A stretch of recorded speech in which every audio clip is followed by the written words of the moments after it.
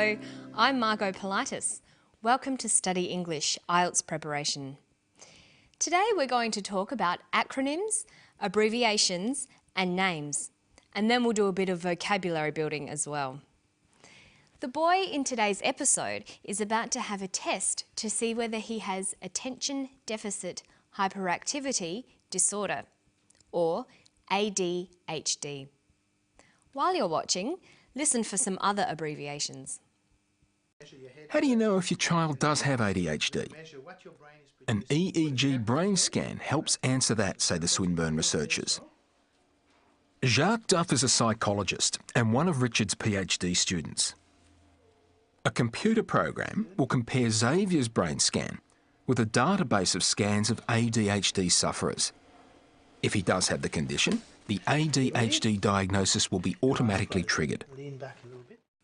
Xavier was having a test to see if he has ADHD.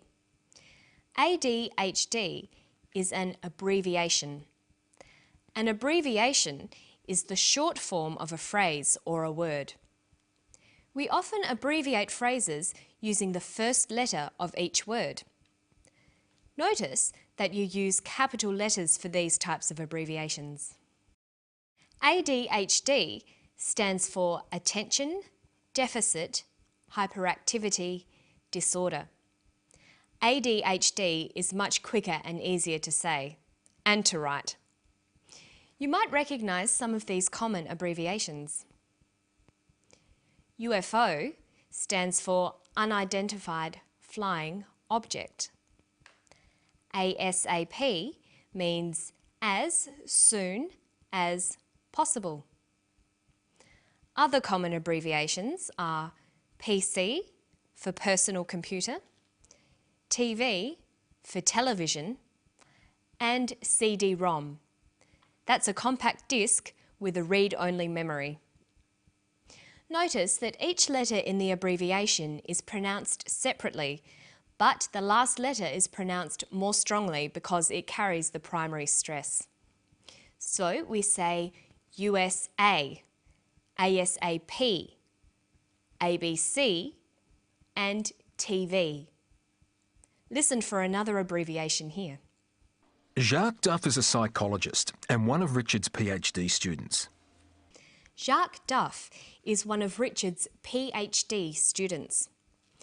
PhD stands for Doctor of Philosophy. Another abbreviation you'll recognise is IELTS. IELTS stands for International English Language Testing System. This form of abbreviation is called an acronym. With an acronym, we don't pronounce the individual letters, we pronounce it as a word. So we say IELTS, not IELTS. Some other examples of acronyms are AIDS, that's Acquired Immune Deficiency Syndrome, and RAM, Random Access Memory. Another example is ASEAN. That stands for the Association of Southeast Asian Nations. There's one more common shortening in today's story. Listen for whether it's an abbreviation or an acronym. An EEG brain scan helps answer that, say the Swinburne researchers. He says an EEG. That's an abbreviation. We don't pronounce it EEG, we say EEG. EEG stands for electroencephalograph. That's a type of brain scan, but you can see why we shorten it to EEG. Notice that in formal academic writing, it's necessary to write out an abbreviation in full the first time you use it. So, if you wanted to write about an EEG, you'd write it out in full the first time and place the abbreviation in brackets, like this. An electroencephalograph, bracket, EEG, bracket, can help treat patients. After that in your paper, you can just use the abbreviation on its own.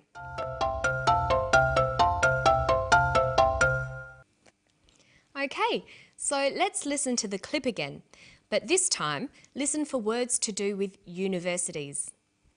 How do you know if your child does have ADHD? An EEG brain scan helps answer that, say the Swinburne researchers. Jacques Duff is a psychologist and one of Richard's PhD students.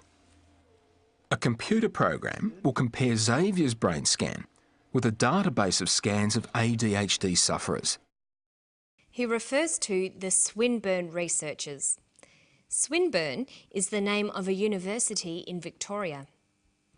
There were also some other university-related words. Jacques Duff is a psychologist and a PhD student. A great way to learn new words is in themes like this and by organising them into word trees. Let's look at university words.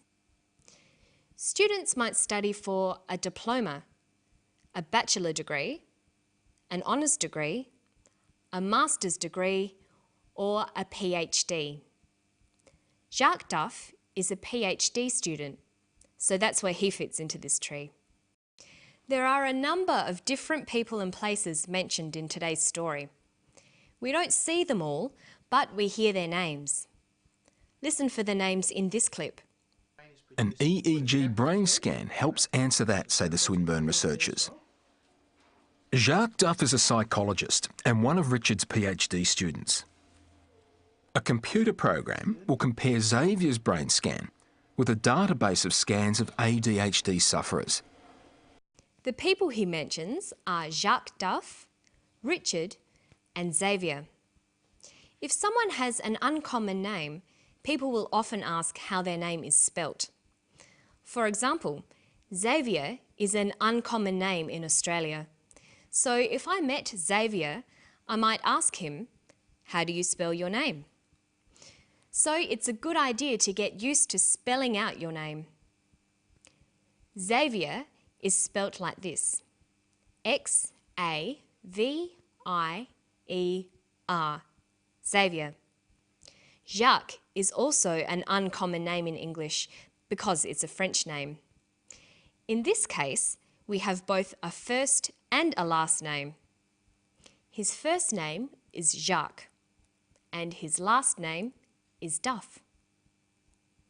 A first name is sometimes called a Christian name. It's also called a given name. It's the name your family chooses for you. The last name is also called a surname or a family name. That's usually the name of one parent that's passed on to their children.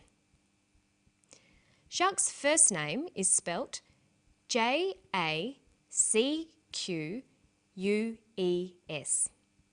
and his surname is Duff.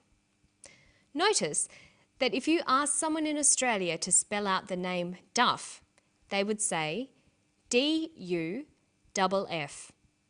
But in North America, people would spell it like this, D-U-F-F. They don't use the word double. They say the letter twice instead. So if we asked Jacques Duff to spell out his surname, he would say D-U-F-F. Or he might say D-U-F-F. You'll need to be familiar with both ways of spelling out double letters. You should also make sure you know exactly how to spell out your own name in English. That's all for today. I'm Margot Politis. That's M-A-R-G-O-T-P-O-L-I-T-I-S. See you next time.